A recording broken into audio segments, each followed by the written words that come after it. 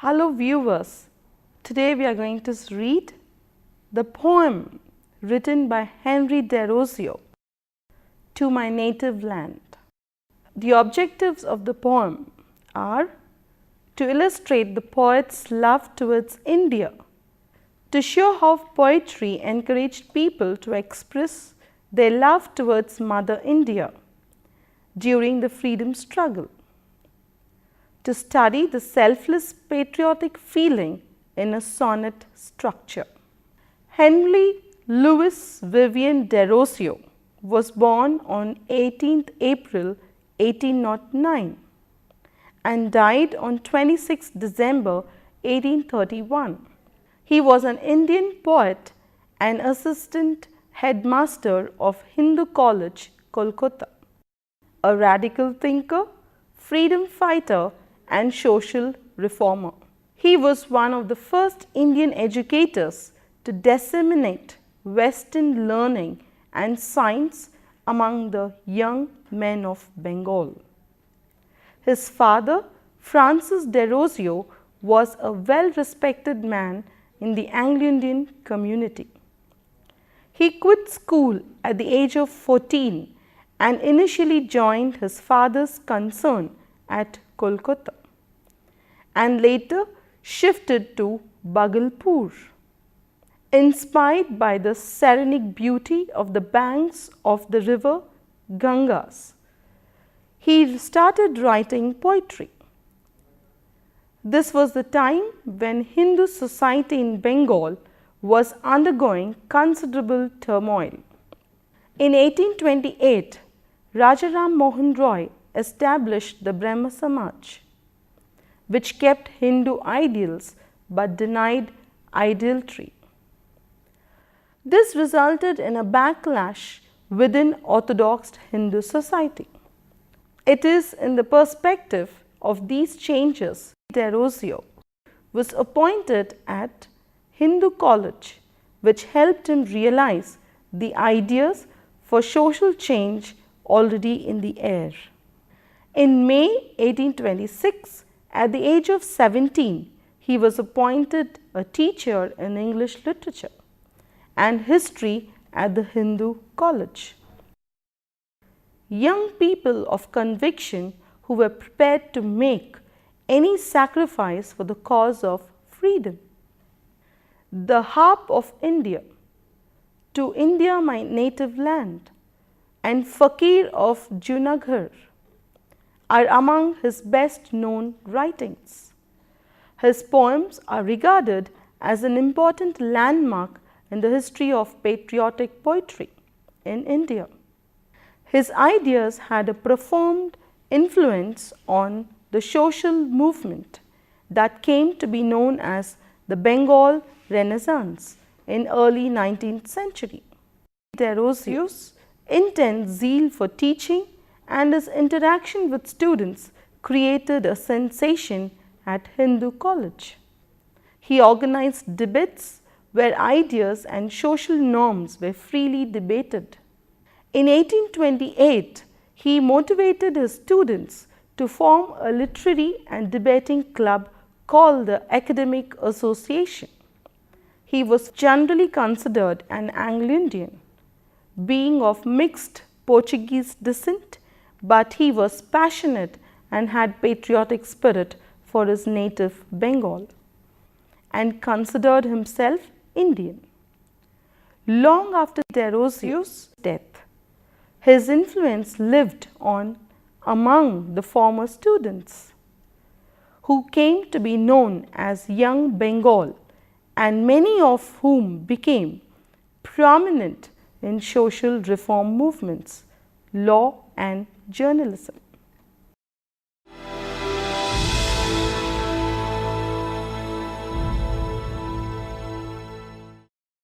Indian poetry in English is interesting not only in its theme but also the technique and style. The theme is usually Indian. It deals with the various aspects of human emotions and social behavior.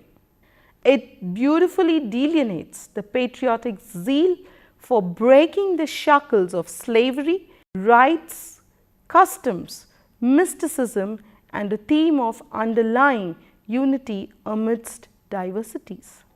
It also dwells upon the theme of spiritual bliss and harmony. A strong affinity of rootedness and a nostalgic touch of tradition and motherland which always nurse and nourish the sentiments of the poets. To India, my native land, is a lyrical sonnet. A sonnet is a poem of 14 lines which follows a particular type of rhyme scheme and gives ample opportunity to the poet to pose a problem and resolve in the last 2 lines. Sonnet is a form of a poem that originated in Europe, mainly in Italy. It contains 14 lines. The term sonnet derives only from the Occitan word sonnet and the Italian word sonetto, both meaning little song or little sound. By the 13th century, it is signified a poem of 14 lines that follows a strict rhyme scheme and specific structure. Shakespearean or English sonnet consists of 14 lines, each line containing 10 syllables and written in iambic pentameter, in which a pattern of an unstressed syllable followed by a stressed syllable is repeated 5 times. The rhyme scheme in a Shakespearean sonnet is AB, AB, CD, CD, EF, EF, G, G. Last 2 lines are a rhyming couplet. The structure of a typical Italian sonnet of this type included 2 parts that together form a compact form of argument. First, the octave forms the plan, a sestate which proposes a resolution. Typically, the 9th line creates what is called the turn or volta, which signals the move from propositions to resolution. Even in sonnet that do not strictly follow the problem resolution structure, the 9th line often marks a turn by signaling a change in the tone, mood or stance of the poem. Later, the AB, BA, AB, BA pattern becomes the standard for Italian sonnets.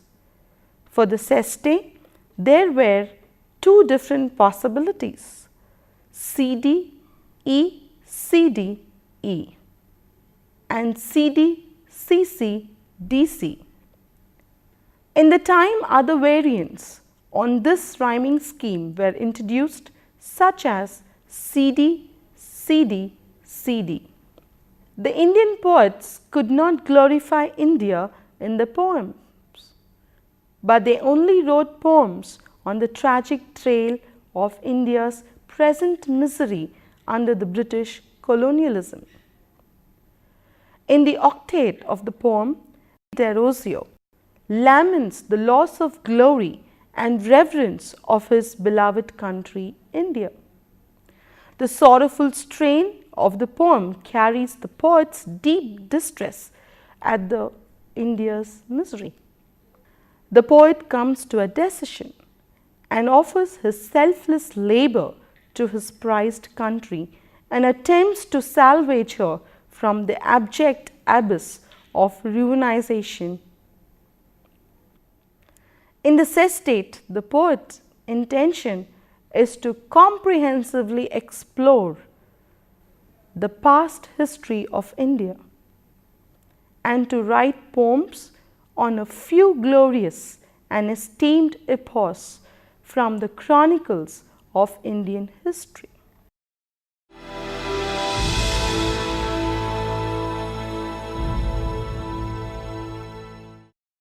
My country, in thy day of glory past. A beauteous halo circled round thy brow, and worshipped as a deity thou wast. Where is that glory? Where that reverence now? Thy eagle pinion is chained down at last, and growling in the lowly dust art thou. Thy minstrel hath no wreath to weave for thee, save the sad story of thy misery. Well, let me dive into the depths of time and bring from out the ages that have rolled a few small fragments of those wrecks sublime, which human eyes may never more behold. And let the guerdon of my labor be, my fallen country, one kind wish from thee.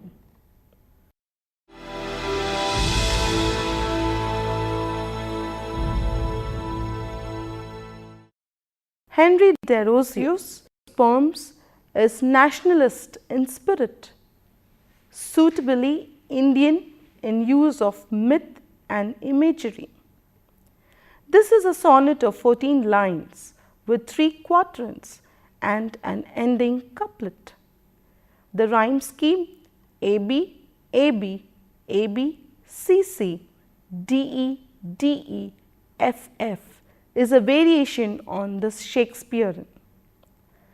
In the poem My Native Land, Derozio personifies India and talks to her in a monologue. He talks about the glorious past of India. This shows he was obviously unhappy with the British rule in India. He wishes to bring back the glorious past of India by diving into the depths of time and bringing back small fragrance of those wrecks sublime. Basically, Derozio's poems recalls a vision of reality that is the opposite of what is being experienced. He understood much about the true nature of Hindustan, or the nation before European colonization. In the poem, there is an extolling of the pre-colonial virtues in harsh contrast to the realities of colonization. The poem has many lines that indicate the reverence of the past. An example of this would be the opening lines, which describes the nation before colonization as a beauteous halo, and experiences such as glory and reverence are felt. At the same time, this is placed in stark contrast with the experience of India being colonized, where one experiences the beloved nation as one where the nation groves in the lowly dust, or the freedom of the eagle has been chained down at last. The narrator prays to his motherland as the deity.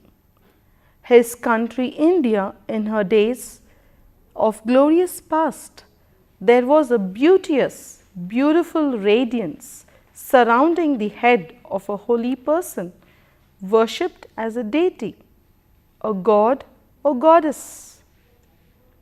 Her eagle pinion, the outer part of bird's wing, including the flight feathers, tie or hold the arms or legs off, cut off the pinion off to prevent flight, is chained down at last, her fame and fortune soaring to the heights of the flight of the eagle, and growling, couch or crawl abjectly on the ground, act obsequiously to obtain forgiveness or favor. In the lowly dust, as she is now, her minstrel a medieval singer or musician, had no wreath to weave for her to save the sad story of her misery. The poet wants to dive into the depths of time, to project to the world all the records about history and archaeology, also to bring down from the ages that have rolled in past, as to how when India placed itself on the map of the ancient and medieval world, and its significance to other coexisting civilizations. A few small fragments of these wrecks, sublime, of such excellence, grandeur, or beauty as to inspire great admiration or awe, extreme or unparalleled, which human eye may nevermore behold, and let the guerdon, a reward or recompense of his labor be his fallen country. One kind wish for his motherland, India, he has is the absolute freedom from every yoke of slavery, mental, physical, and spiritual. His countrymen should not be contented with existing circumstances, but free themselves into the independent world. In the second part, that is, the last 6 lines of the sonnet, the poet comes with an answer to his distress. He consoles himself, saying that he wants to get back the past glory of India. Derozio therefore wishes to bring back that glory by writing about the past of India, which Mother India has lost. This glorious past may be forgotten with time and people, and may never get to see or read about the past glory again. As a reward of his labor, he prays to his country to grant his wish. He visualizes the return of the past glory and pride. He consoles himself by saying that he will write about the past glory of Mother India. His wish was to see India as a free country which has got rid of the British. The poet demonstrates his selfless patriotic feelings by asserting that he expects no worldly rewards for his efforts to regain the glory of his country. He wishes to have only the loving blessing of his motherland.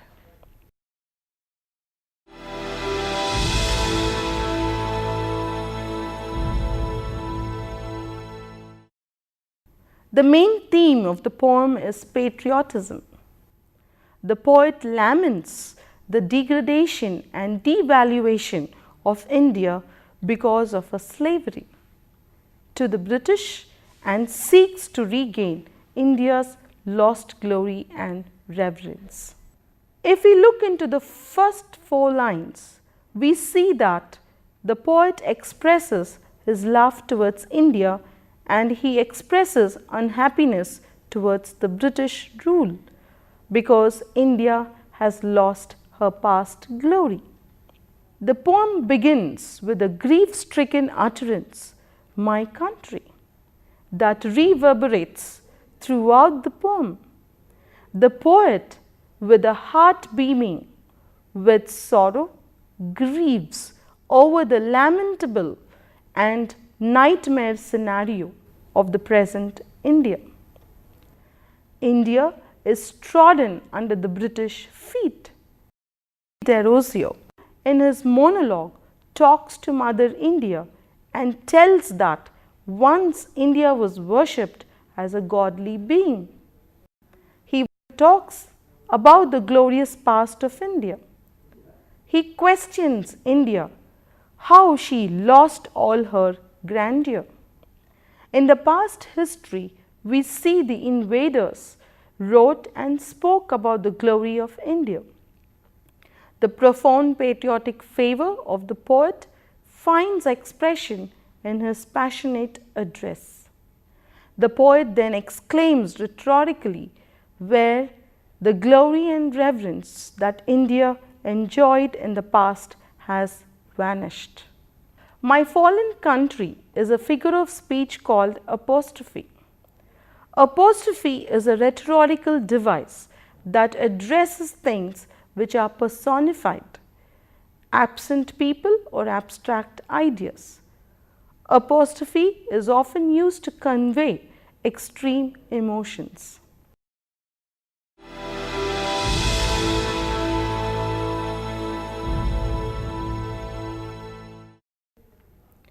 In the next 4 lines, the poet employs some images of death, dust, and wreath to communicate to the readers the worthless and meaningless as well as demoralized conditions of India under the British dominance. The writing in the poem is compared using a concealed metaphor to the weaving of a wreath. In the past, the poet used to compose and sing songs of praise glorifying the greatness of India. Now the poet can no more write these tributes since India is in a miserable state, having lost all its glory and divine status of the past. These lines show how the poet compares India to an eagle. It is believed that in the early days of British rule, foreigners referred to India as the golden eagle or the golden bird, as it was very rich and one of the largest producers of gold and diamonds. Foreign invaders were impressed by the riches and the generosity that India offered. But the same bird that is India is chained down. Now it is in the hands of the Britishers. With the invasions and the later with the British rule and also with internal weaknesses which brought the country to slavery and also demolished its pride and identity. This thought is clearly conveyed in the above line by the poet. There was an acute sense of hopelessness due to lack of freedom and stagnation in the standards of living. There was no garland now to decorate her. That is, now there is nothing that can be praised about her. He says that there is nothing more to write apart from the current situation of the country. These lines show the pain or the distress of the poet about Mother India. There was a time when its grandeur was spoken about far and wide, but now she was chained and only her slavery was discussed. To India, my native land, is one of the best poems of Derozio. In this poem, Derozio expresses his grief over the past glory of India. The country has lost itself altogether. In the past, when the country enjoyed respect and power among the countries of the world, she was almost worshipped by others. Her greatness was accepted by all, but the present appears gloomy to the poet. Her former glory has disappeared. The monster of slavery has devoured everything. The poet wants the world to know the glorious past of India through his song. In fact, the poem is full of noble sentiments of patriotism. What makes poetry enduring is the fact that its content can revolve around many facets of life. Its feelings, dreams, desires, etc.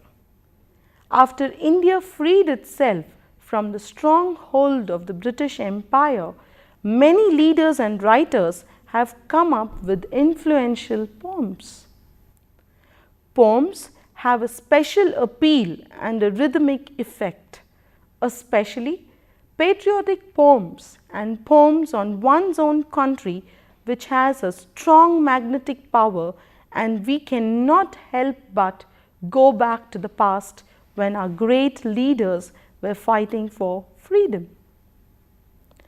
Poems take us to the depths of the poet's heart and gives us a clear perception to their view on certain aspects. The poems on India's independence have a patriotic vibe, and a real essence of the country's automatically gets transferred through them. There are numerous such poems written by the famous writers. Each of them is endowed with a charm of its own. Hope viewers, you have enjoyed this class. We have learnt in detail the theme, the style and the technique used by the poet in the poem. Thank you and see you in the next class.